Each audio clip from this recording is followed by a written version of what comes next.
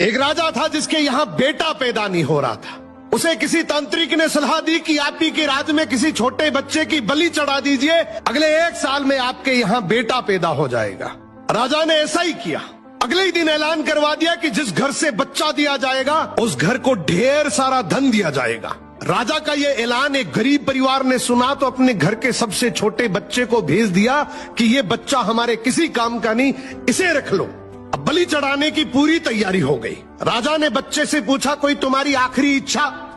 तो बच्चा बोला, मुझे बस थोड़ी सी गिल्ली मिट्टी ला कर दे दो।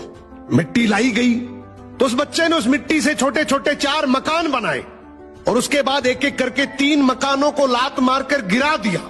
एक को रहने दिया और उसके सामने हाथ जोड़कर दुआ की और राजा को बोला, अब मेरी बलि चढ़ा दो। ये देखकर राजा को बड़ा अजीब लगा। वो डर सा गया कि शायद बच्चे ने कोई तंत्र विद्या की हो। उसने बच्चे से पूछा, तूने ये क्या किया था? तो बच्चा बोला, पहला मकान गिराया जो मेरे माँ बाप का था, जिन्होंने सिर्फ पैसों के लिए मुझे बेच दिया। दूसरा मकान रिश्तेदारों का था, उन्होंने भी मेरे माँ बाप को ऐसा करने से रोका नहीं, तो उनका भी मकान गिरा दिया। तीसरा राजा जी आपका तो काम है लोगों की रक्षा करना, लेकिन आप भी अपने लालच के लिए रक्षक से भक्षक बन गए। आपने तो अपने लालच के लिए मेरी जिंदगी खत्म करने की सोच ली, तो मैंने आपका भी महल गिरा दिया। और ये चौथा मेरे भगवान का घर है, उसके सामने मैंने हाथ जोड़कर कह दिया कि अब सब तू संभाल लेना।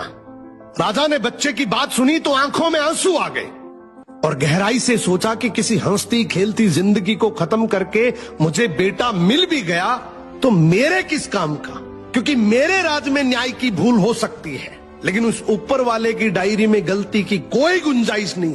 राजा ने रोते हुए बच्चे को गले लगा लिया और बोला, आज से तू ही मेरा बेटा है। इस कहानी का मतलब है कि दुनिया के सामने झुकने से कुछ नहीं होगा, क्योंकि दुनिया अपने मतलब के लिए कुछ भी कर सकती है। झुकना है तो उस भगवान के सामने, जिसके सामने झुकने से तुम्हारा कोई कुछ नहीं बिगाड़ सकता।